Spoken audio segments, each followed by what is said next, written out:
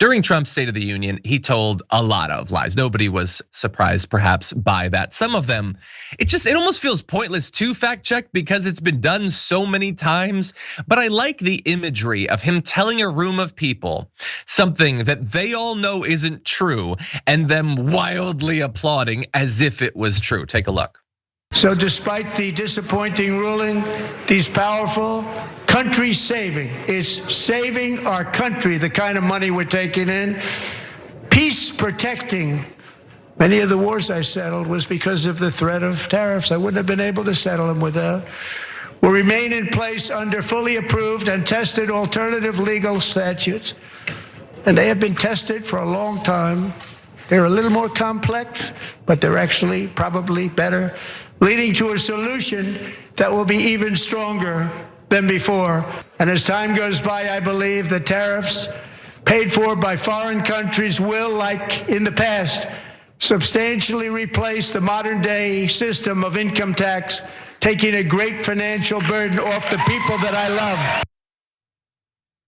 Yeah, he does want the financial burden off the people he loves. That's why he did the tax cuts last year. So there were a lot of lies there. First of all, the idea, of course, that we're taking in the money from these countries.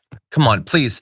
If you are out there in the audience and you actually are one of the 5 people in the country that believes that, say it. Say it in the comments. If you're MAGA, if you're a Trump fan or whatever, type into the comments that you still think France pays the tariffs and Morocco pays the tariff and Egypt pays the tariffs. Say that. Say the dumbest thing that will be said in America today.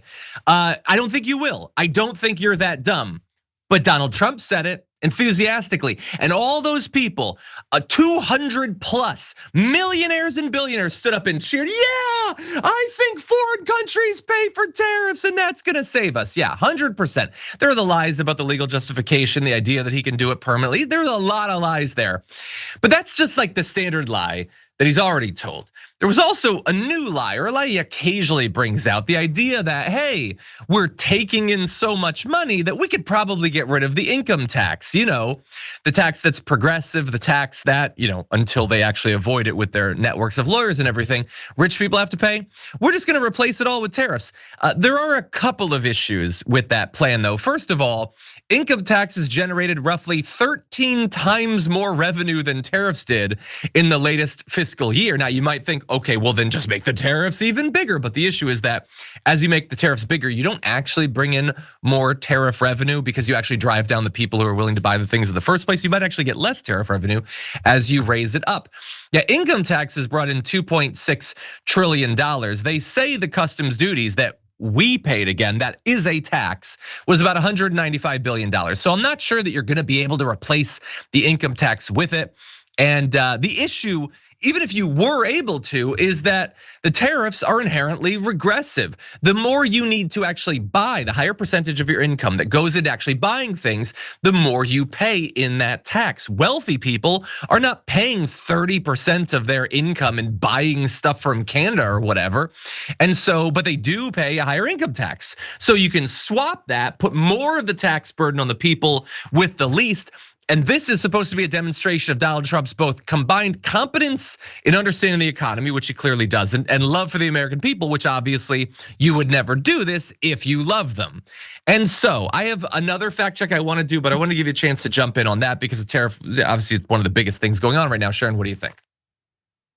All lies, as you said, as Mike Johnson and JD Vance they were actually on camera just eating up the lies, and Mike Johnson with that smirk on his face.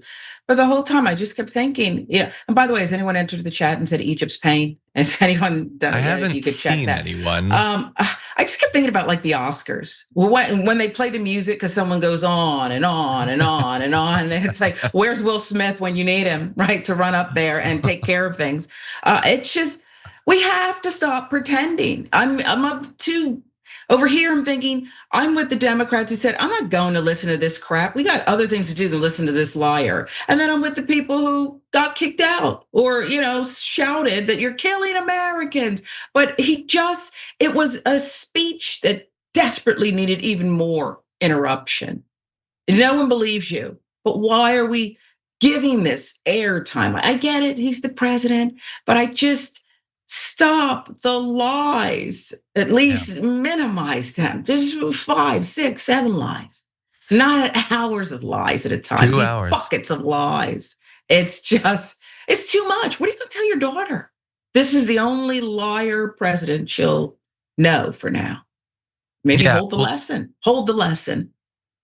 Thankfully, she doesn't watch much Trump and she doesn't seem very interested in my show on YouTube. So I'm still hoping long-term memory isn't gonna be written until after he croaks. We'll have to see about that. But yeah, look, I am sick of the lies. I mean, it literally drives me insane. It's like perfectly made to do that. But I will say his lies that he keeps repeating, they don't seem to be helping him anymore.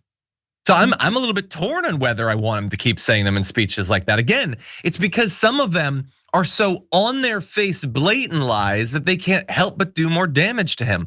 Like if you want to say grocery prices are going down, okay, they're not at all, but like that's a vague thing. Maybe you'd hear that and think, oh, well, maybe some groceries that I don't buy are going down, or maybe in a different state they're going down. But when he says specifically, the gas is $1.99 in some states, and in most states it's below $2.30. The issue is that almost nobody who hears that has paid anything like that.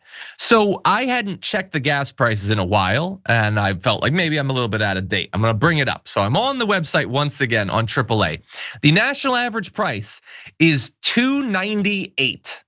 Not below $2.30, not $1.99. It's the better part of $1 more than that.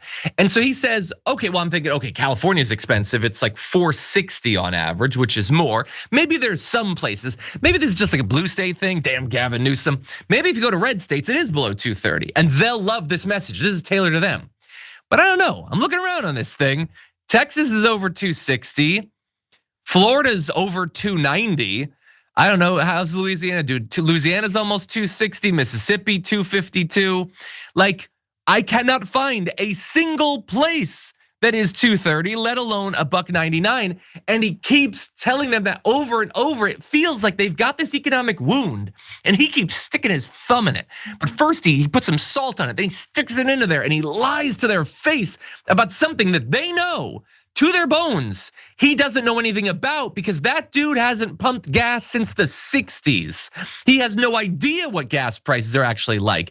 And so when he tells these lies, and then when he protects the pedophiles, I think the inescapable conclusion that most people, reasonable people, and even some conservatives will come to is this is the most wildly elitist administration we have ever had. We have never been ruled by more out of control, disconnected, lying ass billionaires than we are right now, that care only about the Dow Jones, their own tax cuts, and protecting the sexual predators in their midst. That's what this administration is. It is the Epstein class.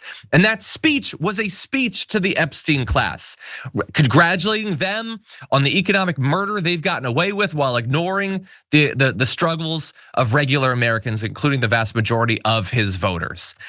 Now, I would love to get into more of the lies, including the lies he's told about Iran and all that. Interestingly, he didn't really do much to set up why we're probably gonna get involved in a massive war and maybe nation building in Iran. That's something we'll have to return to.